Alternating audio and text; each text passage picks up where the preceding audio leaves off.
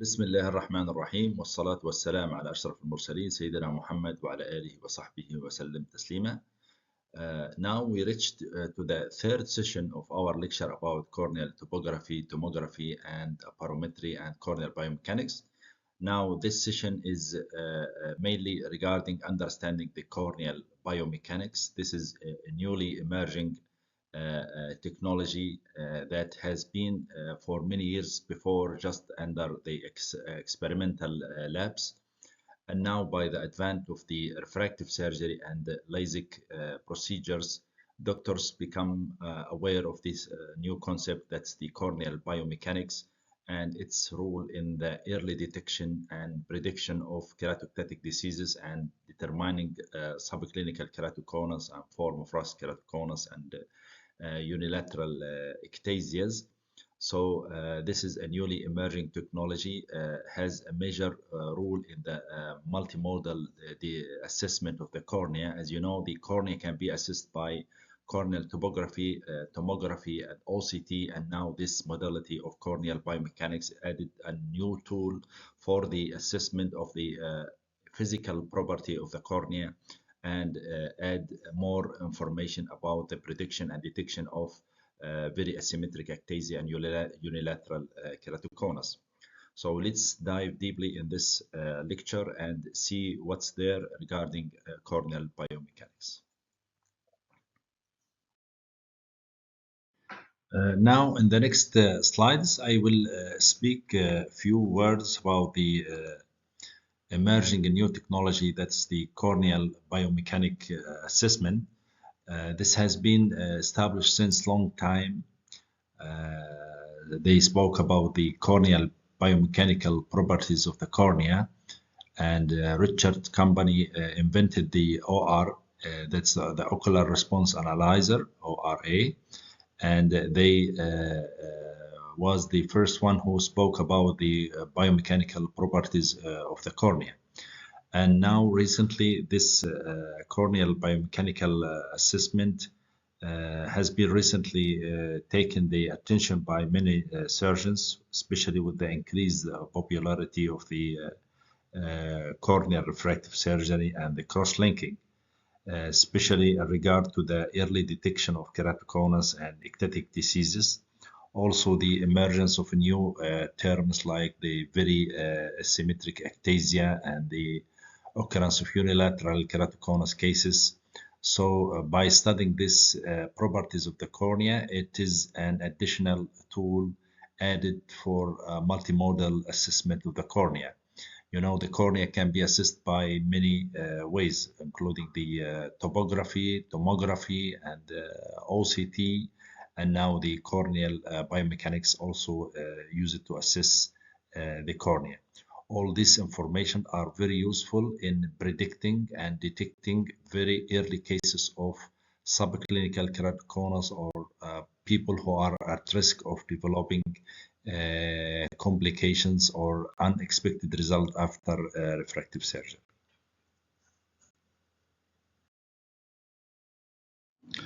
The biomechanical property of the cornea, or studying the biomechanical property of the cornea, has been started since a long time, and at that time there was no clear application for the biomechanical properties of the cornea in the clinical practice.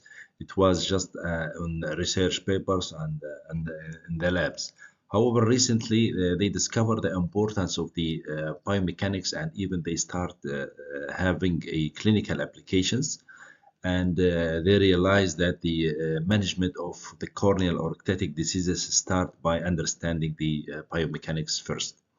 And the increased detection of the early cases of keratoconus and keratoconus suspects beyond the geometry, because most of the studies before they were concentrating on the shape of the cornea, elevation of the cornea, and mainly on the geometry in the cornea. However, they don't concentrate on the biomechanics.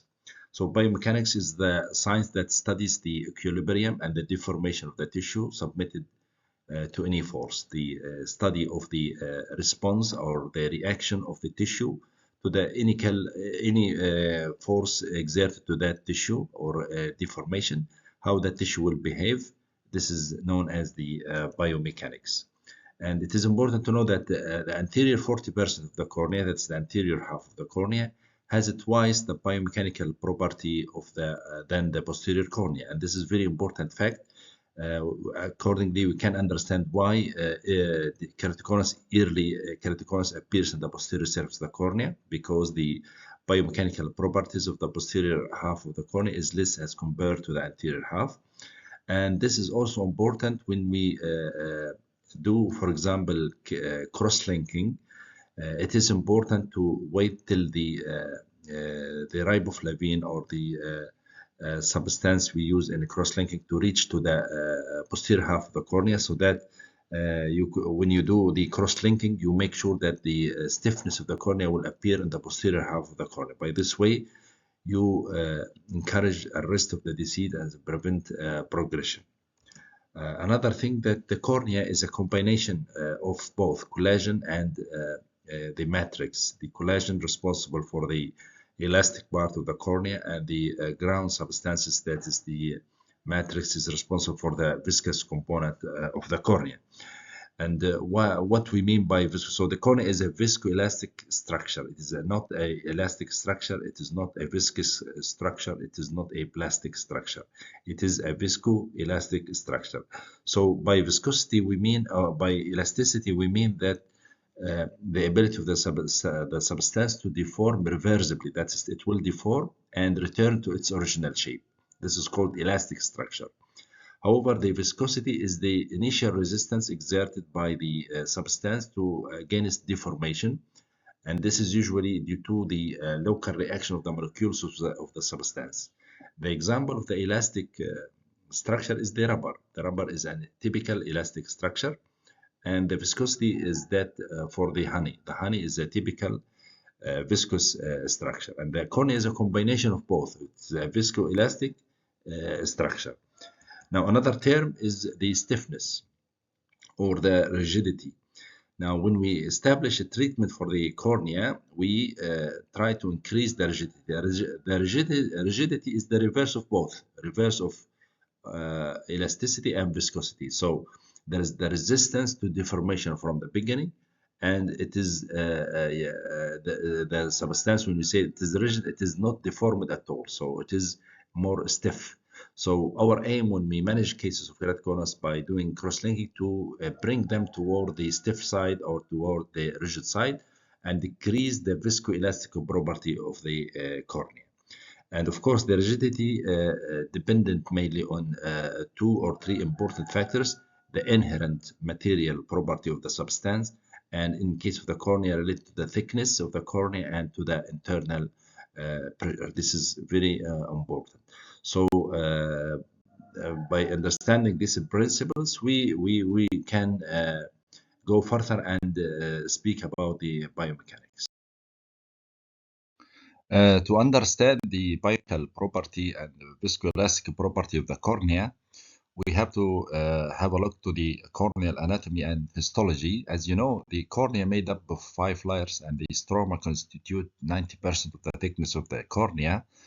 And the stroma is made up of mainly of the collagen, the ground substance. The ground substance mainly responsible for the viscosity of the cornea, and the collagen responsible for the strength and the elasticity. That's why we say that the cornea has a viscoelastic property, and both of them are placed within a hydration area that is full of water, and this explains the viscoelastic and the response of the cornea to any internal or external stress.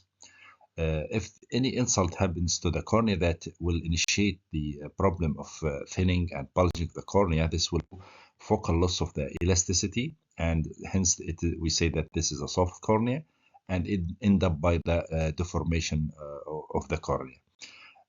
Many studies shows that the posterior 40% of the stroma of the cornea is a weak area to the anterior 60% of the cornea, and this might explain the initial occurrence of the posterior cone as compared to the anterior surface deformation. So that's why the incidence for early detection of keratoconus, we used to look to the posterior surface of the cornea as it is preceding the occurrence of the deformation on the anterior surface of the cornea. So this is in general the quick look to the anatomy and histology of the cornea, and this will be translated to the different forces acting into the cornea exhibit a complex balance between the stiffness, strength, and extensibility, and all the forces that affecting the cornea, and the cornea do its best to peer and endure the external forces that continuously act to distort and deform the cornea. So there is the cornea, the material responsible for the stiffness of the cornea, as I said, that's the collagen, the extracellular materials, and the hydrations, and also the geometric appearance of the cornea, also responsible for the stiffness of the cornea. And there is another important factor is the thickness of the cornea. And another force is exerting on the cornea is from the inner side, the inner environment. That's the intraocular pressure. And this is external pressure from outside, either in the form of eye rubbing or any factor that affecting from the outside external surface of the cornea.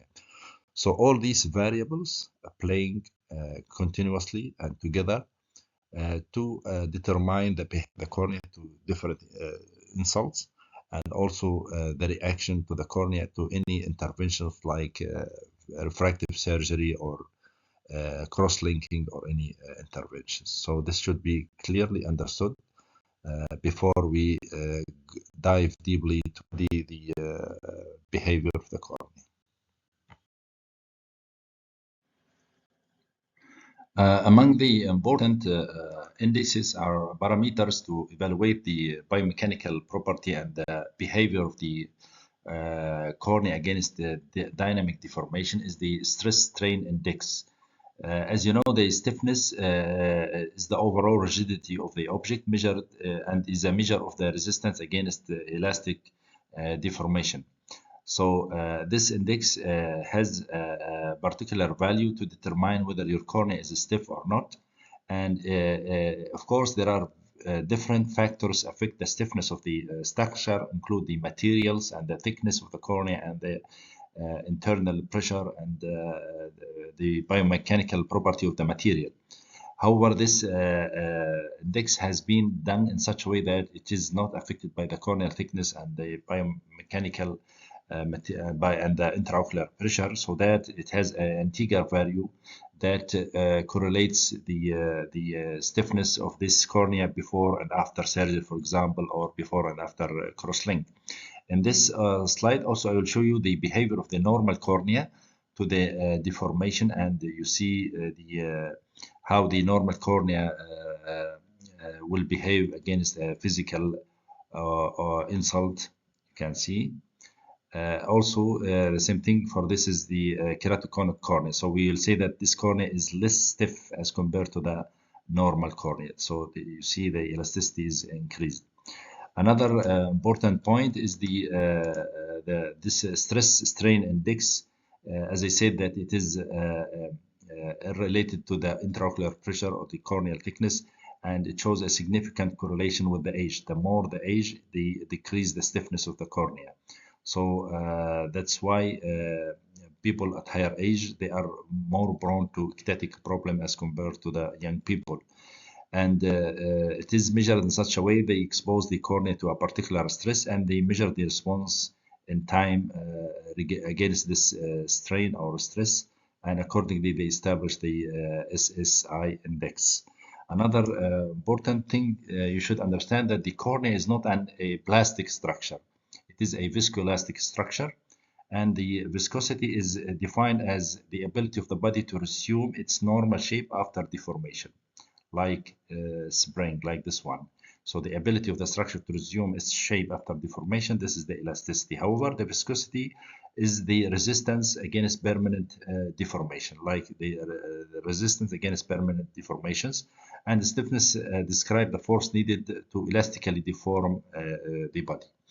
The importance of the biomechanical studies has evolved over the last decades as very important tool in the assessment of the cornea because of they found that the structural changes precedes the functional changes of the cornea. By structural changes, I mean the initial changes in the cornea in the form of change in the elasticity and then followed by change in the biomechanical property. This will lead to a tomographic appearance of keratoconus. By tomographic appear, I mean that the changes will appear first in the posterior surface of the cornea. That can be picked by the tomography and not by topography. And after that, the changes will involve even the anterior surface, so it is named as topographic keratoconus. All these changes end up by the manifestation of slit lamp finding of clear-cut cases of keratoconus. So we say that the structural changes precedes the functional changes, and that's why the study of the biomechanical signs of the cornea is very important. Now, after understanding the meaning of the biomechanics, now we come to the principle how to study the biomechanics. The study of biomechanics started since the beginning of this century, and it was under investigation and within the labs and under experimental rooms. And it comes to the real practice around 2004 from the first company that's optical response analyzer from the Richards company that make this first machine that measures the ocular or the corneal hysteresis and the corneal resistance factor.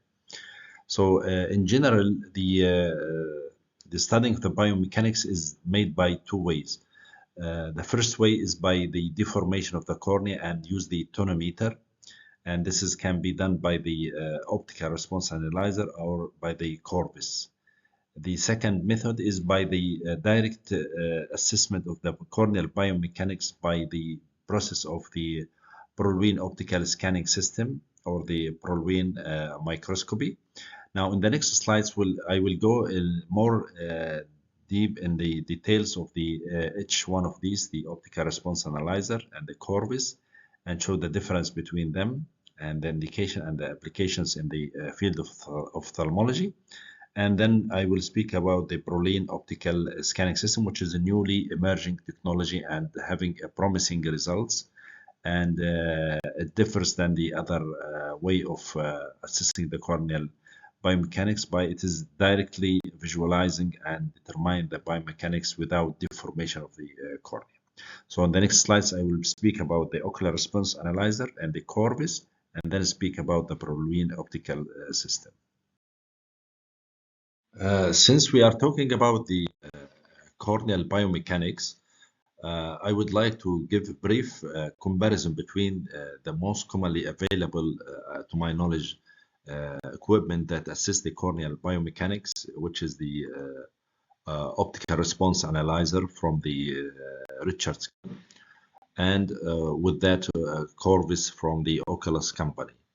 The ocular response analyzer I invented, I think, in 2005 by Richards company, and it was the first machine who speaks about the corneal biomechanics and the viscous property of the cornea. And it is based on the principle of doing what's known dynamic bidirectional applanation. It is a form of non-contact tonometer that face the cornea with special puffs of air and study the deformation of the cornea and the measure the differential intraocular pressure difference between the first and second applanation. As you can see, this is the graph of the machine, and this is the applanation that's taken during the first air puff with the cornea. And also when the cornea, the pressure of the pulse air increases and the cornea reaches to its maximum concavity and deformation, another applanation is taken here. And the difference between these two applanations represent the ability of the cornea to absorb and dissipate the energy, and accordingly they measure what's known as the ocular hysteresis, the corneal hysteresis, the CH. Also, it measures what's known as the corneal resistance factors, and it measures the intraocular pressure compensated and corrected for the corneal biomechanics, and also it measures the central corneal thickness. So the ocular response analyzer study the corneal biomechanical property of the cornea in relation to the air buffs, and gives certain tests like the corneal hysteresis and the corneal resistant factor.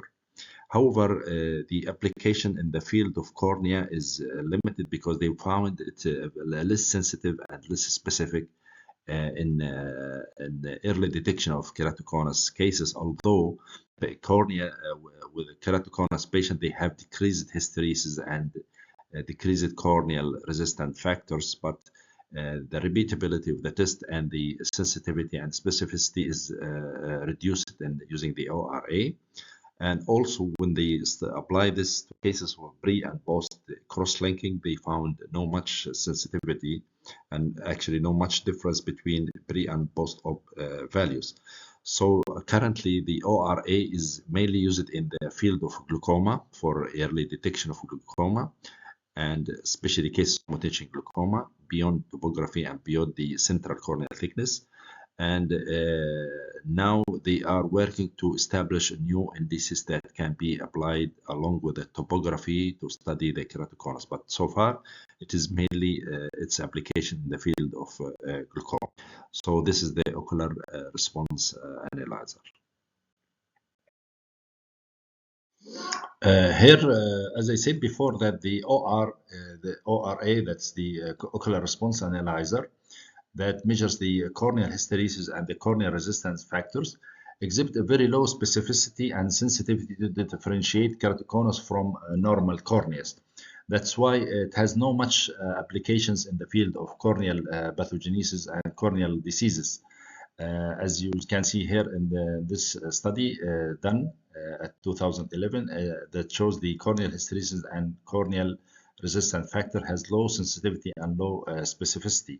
However, this doesn't mean that there is no application for the ORA. It is useful in glaucoma, and especially in normotensive glaucoma for early detection and establishing progression of the cases, as well as the response to the treatment and the improvement. In some cases, there is improvement in the biomechanics of the cornea after initiation of the treatment.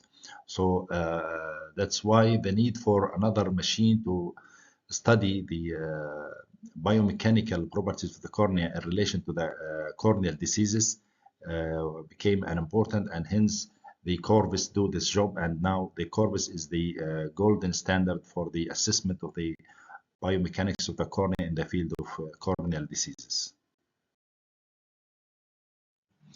After finishing speaking about the ocular response analyzer as a method of studying the biomechanical properties of the cornea, as it is utilizing the tonometer air buff deformation, the second method is using the Corvus system.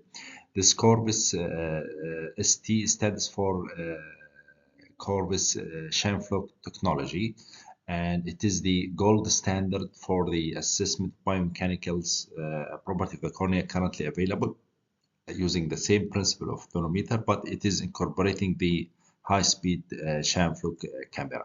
So on the next slides, I will speak in details about the Corvus. Unlike the ORA, the optical response analyzer, the Corvus study the corneal biomechanics using the high-speed Shamflock camera to view and monitor the dynamic response of the cornea into a pulse of air. It is another form of a non-contact tonometer that uses a high-speed Shamflock camera to study the response of the cornea to this pulse of air. And putting this the dynamic response of the cornea in the form of the deformation and concavity, and the speed of reformation and the maximum concavity and the radius of this concavity. All these indices are studied very carefully and processed in a special algorithm, and accordingly it gives a good information about the corneal biomechanics, and it was very useful and applied in the field of corneal surgery, and it shows predictive value in evaluating an early diagnosis of cases of glaucoma and glaucoma suspects, and also in cases of unilateral ectasia, which is known as very asymmetric ectasia, and also information about the corneal thickness. So this is in brief the difference between the Corvus and the ORA.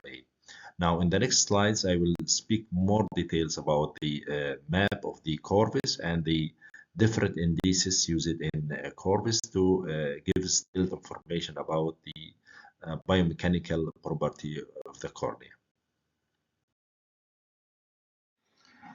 So the Corvus, also known as the corneal visualization Chamflung technology, as I said, it uses a real-time corneal deformation. It analyzes the cornea in a real time by projecting a pulse of air to the cornea for 30 milliseconds, and a high-speed Chamflung camera will take more than 4,000 frames per second to study the different response of the cornea response to this pulse of air.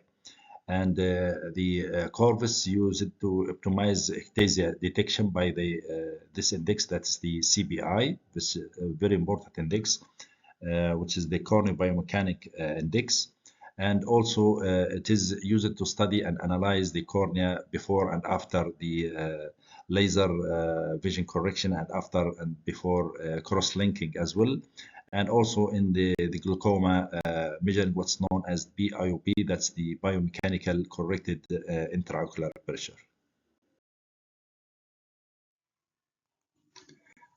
These are the frequent displays of the Corvus tonometer. We will go one by one and study the details of each display in the next slides. The first display, which is known as Vincigora screening report or display, this is very important display that it's a study important four parameters contribute to the biomechanical features of the cornea. And after studying these four parameters, it will give us the CBI, that's the corneal biomechanical index. These four variables is the deformation amplitude ratio and the integer radius and the Ambrosio relational thickness and the stiffness parameters. And the deviation, the standard deviation of this the deformation amplitude within 1 or 2 millimeters, and determine the maximum concavity and the highest concavity of the cornea. And if you notice these four variables, only the Ambrosio relational thickness is not a biomechanical factors, but the incorporation of this variable or factor in the calculation of the CBI found to improve the sensitivity and the specificity of the CBI up to 98%. So by measuring the value of these four variables and measuring the standard deviation of them, we calculate the CBI. For you as a doctor, you just look to the CBI value, which is ranges from 0 to 1. And if the CBI below the average, so indicate your cornea is suspicious. If it is okay within the average, it's okay for you, without going to the details of explanation of these different variables. Similarly, so this is the CBI that based on the corneal thickness, as I said. That's why the incorporation of the Ambrosio relational thickness profile and studying the spatial profile of the cornea is important in the CBI and improves the sensitivity and its specificity.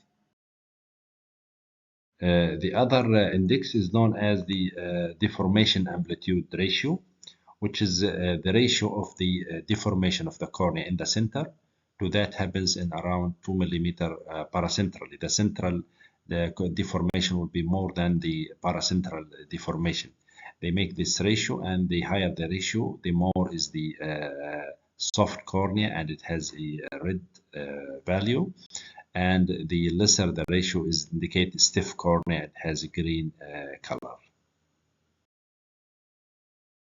The other important index is the integrated radius. As a result of the deformation of the cornea assumes a concave shape. They measure the concavity of this deformation and taking the inverse radius against the time and extract what's known as the integrated radius. Now, this integrated radius refers to the stiffness of the cornea. A higher value indicate it is a soft cornea and it has a red color, and stiff cornea will have lower value and it has a green color. This is known as the integrated radius. The last parameter that is taken in calculation of the CBI is the stiffness parameter, which is denoted at SPA1. SP means the stiffness parameter at the first applanation, and actually this is the most sensitive parameter that can differentiate between normal cornea and keratoconic cornea. So it is one of the most important parameters that's taken in the calculation of the CBI, and it is measured by the force against the displacement. That's the force of the first air touch of the cornea. That's the first applanation, and made in a ratio with the displacement. So stiff corneas will have higher value and the soft cornea will have a low value. This is called the stiffness parameter. The other display of the corpus is the biomechanical comparative display. And this display mainly meant for the stress strain index that I have spoken before, that this refers to the stiffness and the intrinsic material stiffness of the cornea. And this material of the cornea is related to the geometry, the shape of the cornea, as well as to the intrinsic material of the cornea. So the importance of this parameter that we can compare the before and after the procedure, for example, before and after cross-linking, before and after LASIK refractive surgery. So it's important that we can classify the keratoconus based on the value of this into mild, moderate, severe, and it has a value of 1. If it is 1, it is a normal. Less than 1 is soft cornea. More than 1, stiff cornea. So this is one of the most important indexes and parameters that is used or calculated by the Corvus, and it is more important than the CBI.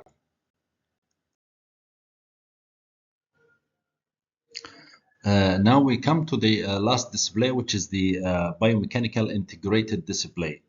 And by integrated display, we mean that among the latest innovations in the forest technology is the integration of the topographic data along with the biomechanical data. As you know, the Shameflock technology takes the topographic data of the cornea with high-speed Shameflock camera, and the same principle of this camera used in the Corvus machine to study the biomechanical property of the cornea. Using the AI, that's the artificial intelligence, especially the machine learning and the deep learning principles that I will speak about it in the next slides. They could integrate the information taken from the topography and those taken from the Corvus biomechanic, and they establish a new index which is called the TBI, which is called a TBI analysis. TBI stands for tomographic biomechanical index, which is actually a very sensitive index for the detection of form frost keratoconus and early detection of ectasia.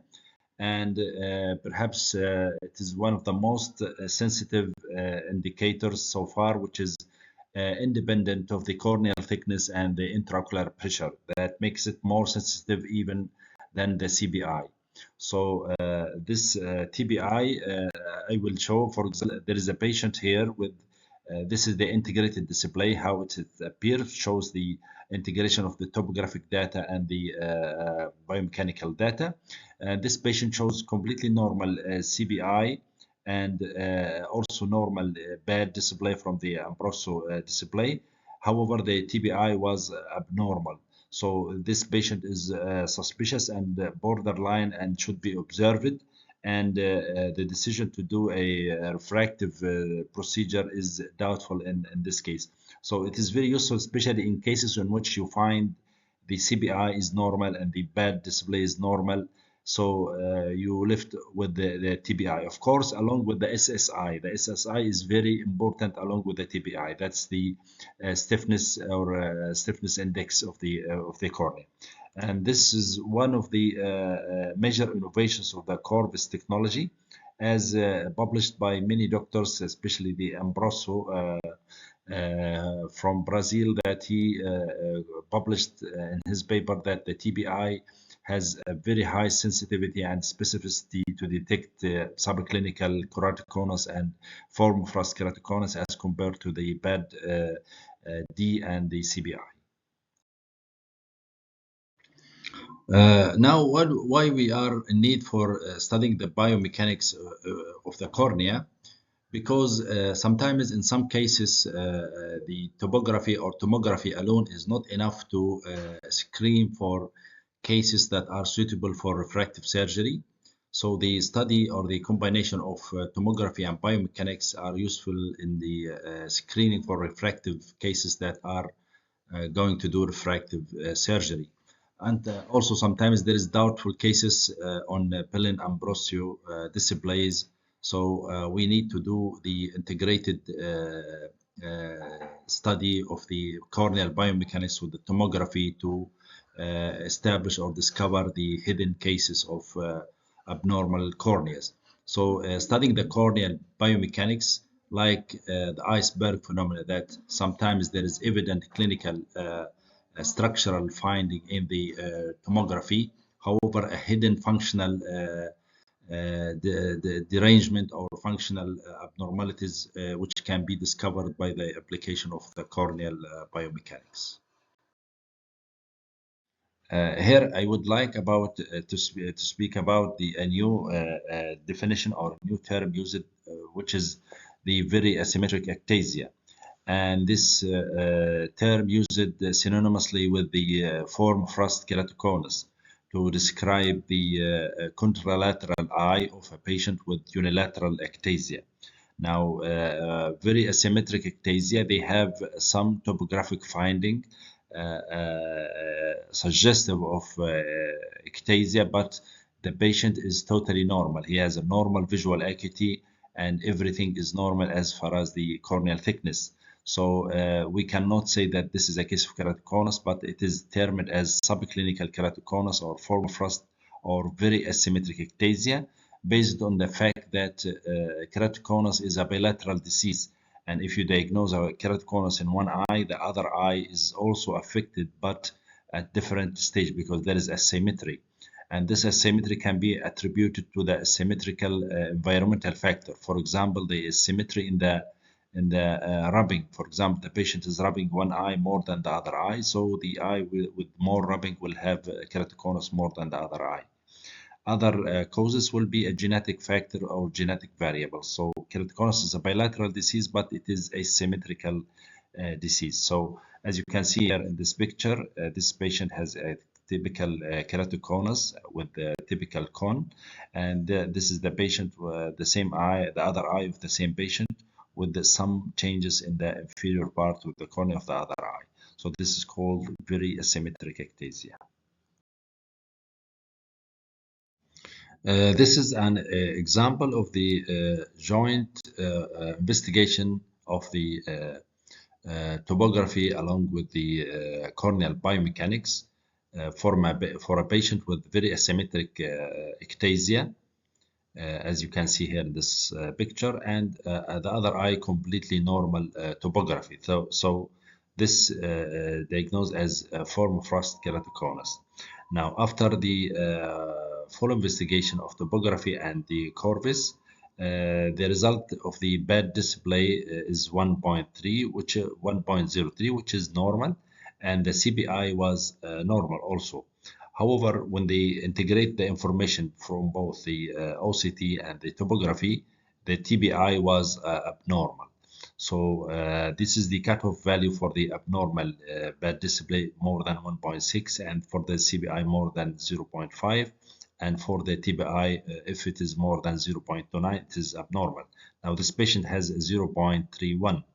So this patient is regarded as a form thrust keratoconus or subclinical keratoconus because he has abnormality of this value. Now, the large debate and discussion between doctors regarding what should you do if you find a patient with normal topography read normal topography reading and biomechanical properties, and he has a normal TBI. Should you go for cross-linking, or you should go for just observations, or what to do? Another more difficult question also, if you find the patient all these data are normal. For example, he has one eye with keratoconus and the other eye which you regard as suspected or form crust, you find normal bed display and normal CBI and normal TBI. So should you just follow these patients, or should you do intervention in a form of cross-linking, or what should you do? So there is a lot of discussion and debate, and I think in the future there will be a new definition of the subclinical keratoconus and the different types based on this emerging new technologies. However, generally we used to follow these patients for any changes in the cornea, especially in the form of elevations. There is also a discussion about the which one is first. Is it the elevation in the posterior flotation map appears first, or the thinning of the cornea appears first? Some studies shows that the elevation of the posterior surface of the cornea is the initial insult that make the progressive loss of the corneal surface or thickness. So the first sign to appear is the elevation of the posterior surface of the cornea, followed by decrease of the corneal thickness, as the definition of keratoconus is thinning and bulging of the cornea. But bulging appears first in the posterior surface of the cornea, followed by decrease of the thickness of the cornea, and then finally end up by bulging of the anterior surface of the cornea. However, this is still debate and controversy between different investigators. What's important for us is what shall we do if we find these parameters are normal or abnormal. Generally, especially for the TBI, if the other parameters is okay, you just need to follow these patients for any other signs of changes in the cornea.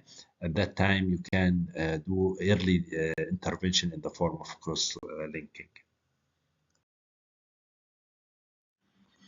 Now, after finishing speaking about the ocular response analyzer and the Corvus, now the time came for the Prolween optical scanning system. This is a new modality of assessing the corneal biomechanics, and it is having a promising results. So we'll speak a few words about this system.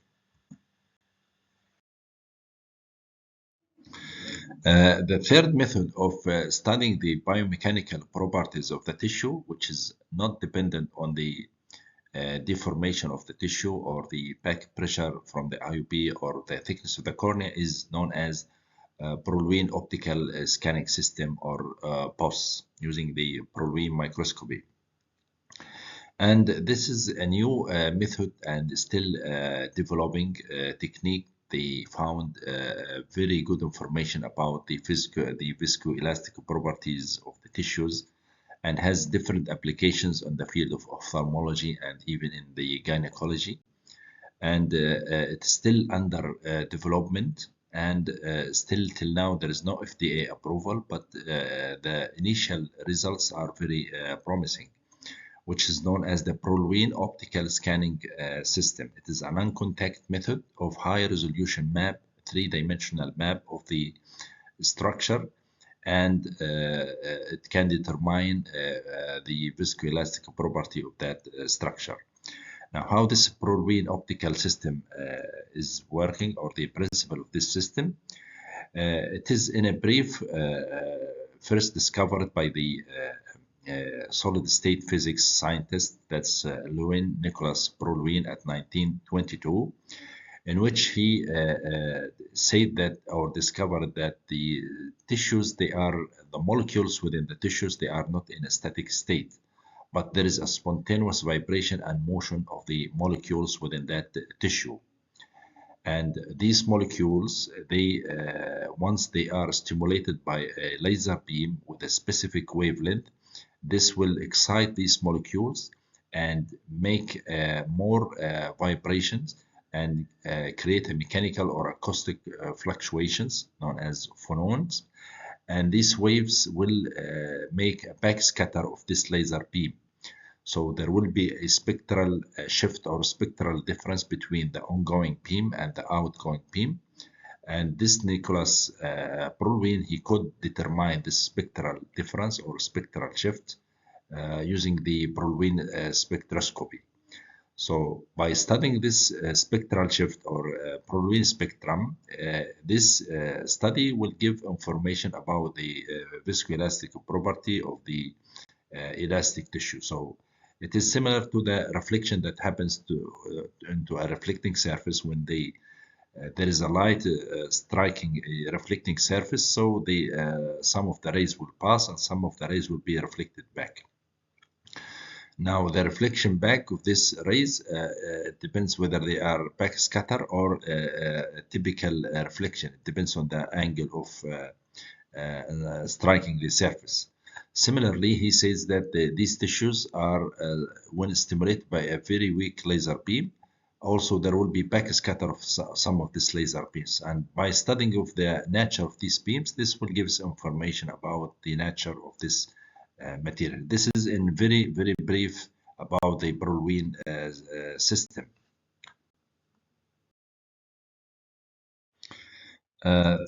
After Brolin discovered this rays, he faces a problem that these backscattered rays are very faint, with very faint signal strength in gigahertz. So it was difficult to study in details the nature of these rays. In 2007, one of the universities, they could engage a virtual image system known as VIPA. This as a detector, and it will act as amplifier that amplify this backscattered rays of Brolin, and they accordingly connected to a confocal scanning microscopy, and they can study in details the nature of these tissue. So in general, the Brolin optical scanning system is a combination of the confocal laser and the VIPA and the Brolin spectroscopy. Initial result has been documented, and the machine was available in the market from one of the companies called Intelon Optics. Still, it is not FDA approved, but initial results are very promising. So this is a brief introduction about the Brolin optical scanning system. This diagram shows how the Brolin optical system is working. Upon stimulation of the cornea with a specific wavelength around 780 nanometer laser beam, as I said, this will strike the tissues of the cornea, and it will hit the molecules of at the atomic level, and this will create a thermodynamic reaction and acoustic fluctuations and the phonons that all will cause backscatter of a special amount of this spectrum that is ongoing. And through a complex mathematical calculation of these backscattered rays, they could determine the speed of the fluctuation of the molecules of the tissue. Now, the speed of the fluctuation of the molecules of the tissue is related to the quality of the tissue, related to the biomechanical property of the tissue. And they could calculate the speed and establish a index known as Young's longitudinal elastic module, which reflect the biomechanical property of that tissues. And they start applying it into the clinical practice. As you can see here, we have three corneas: mild, normal cornea, mild keratoconus, and advanced keratoconus. And when they apply the BOS system, to these three, you can see the difference in the color between this is the normal cornea, and this is the mild keratoconus, and this is the advanced keratoconus. So it reflects that decrease in the biomechanical properties of this cornea, and they establish a special scale similar to that of the done in the topography. As I said, this technology is promising and still under development, and it is one real way of assessing the biomechanical property on time of the tissue, and you can target specific areas of the cornea. For example, if you target it in this area denoted by the black, it will gives you information about this area, and it will not give about the other area like this. So you have to determine the area that you want to assess. And hence, that's why for keratoconus, for example, is a local disease of the cornea. It is not, you will find the defect in this area, but the other area will be normal. So this is in brief how this the post system is working. Now I speak about the concept of cycle of biomechanical decompensation. This concept is very important to understand because it explains the structural changes that happens in the cornea before the appearance of the ectasia or the keratoconus. And this also explains that the structural changes of the cornea precedes the functional changes.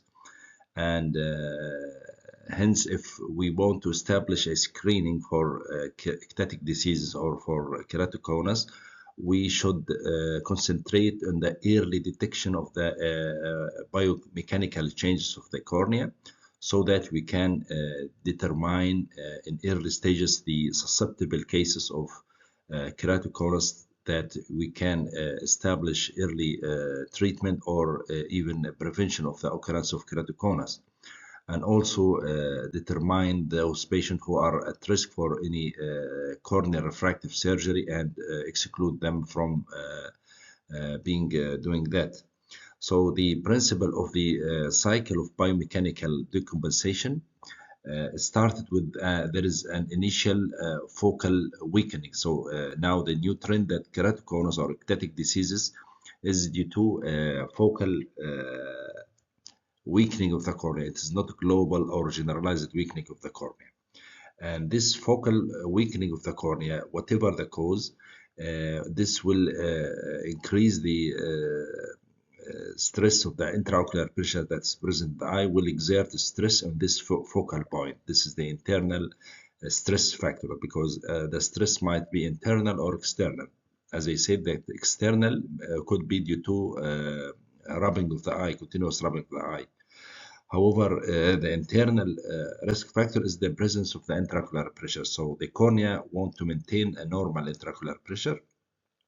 So it will withstand the pressure made by this cornea. It will withstand this pressure by the normal tensile strength of the collagen fibers and the normal thickness of the cornea. Once there is focal weakening, so this exert and increases stress on the cornea. And as a result of this, this will lead to a local thinning of the cornea. This will lead to a local thinning of the cornea as a result of this internal stress. And again, this local thinning of the cornea will increase and redistribute the stress made by the intraocular pressure to be concentrated on that area which undergoes both focal weakening as well as focal thickening. And at the end of this will lead to compensatory steepening of that point. This point will make steepening and bulging to overcome the increased stress from backward, that's the intraocular pressure. And this will more increase the stress made the intraocular pressure. So as you can see, this is a vicious circle started by a focal weakening due to defect in the biomechanical decompensation or biomechanical derangement in the content of the cornea, and it end up by this steepening. Another thing, it is, as I said, that the structural changes will precede the functional changes. As you can see, even in the stage of biomechanical decompensation, still the vision is very good and very excellent. And as a result of this leading to thinning of the cornea, still the vision is good. At that stage, still the vision is good. And once there is changes this in the form of curvature changes and the steepening and the conformation, at that time the vision will drop. So if we want to establish a screening program or prevention program for the establishment of ectatic diseases, if we can pick up the patient at this stage, will be very excellent. That you could become that the stage of biomechanical derangement, so that you can support the cornea, or doing, for example, cross-linking or whatever, like the intracorneal rings. They claim that if you implant the intracorneal rings, you will increase the support of the cornea, so you can prevent the thinning and also the bulging of the cornea. So if you want to establish a screening or prevention program, it should be at this level or at maximum at this level. So if you find thinning of the cornea, even the patient is doing well, vision is good, this doesn't mean that if left untreated or unmanaged, he will go and end up by the steepening. And if you depend on the slit lamp for the diagnosis of keratoconus, actually our procedures for diagnosis of the keratoconus taking the reverse step, that we diagnose him by slit lamp, and then we will go and do Biomechanics and do topography to determine that there is a thinning or not, and then at the end we do a mechanical study to determine and discover that the patient has biomechanical derangement. And this is actually very late. This is very late in the management of keratoconus. Now, all patients suspected of being keratoconus or relatives of members of patient with ectatic disease, they should undergo the reverse order like this. We have to do the biomechanical assessment first, then we'll go for topography, and at the end you can find the finding in the slit lamp. بهذا القدر أعزائي الطلبة نصل إلى نهاية الجزء الأخير والثالث من محاضرة Corneal Topography, Aberrometry and Corneal Biomechanics. كل الروابط الخاصة بهذه المحاضرة ستجدونها أمامكم سواء على اليوتيوب أو الفيسبوك، وأنا سأكون سعيد جدا لأي استفساراتكم وأي فيدباك. أتمنى أن أكون قد أوجزت وأفدت فيما يخص هذه الأجزاء الثلاثة: Topography والبارومتري والكورنيال بايوميكانكس. إن أصبت فمن الله سبحانه وتعالى، وإن أخطأت فمن نفسي ومن الشيطان. وأتمنى أن يتجدد بنا اللقاء مرة أخرى، أو يتجدد بكم اللقاء مرة أخرى في محاضرة جديدة. ستكون المحاضرة القادمة بإذن الله على موضوع Basic Principles of Ultrasound and Optical Biometry. فإلى ذلك الحين أستودعكم الله ووفقكم الله وسدد خطاكم، ونتمنى أن ألتقي بكم وأنتم في أحسن حال.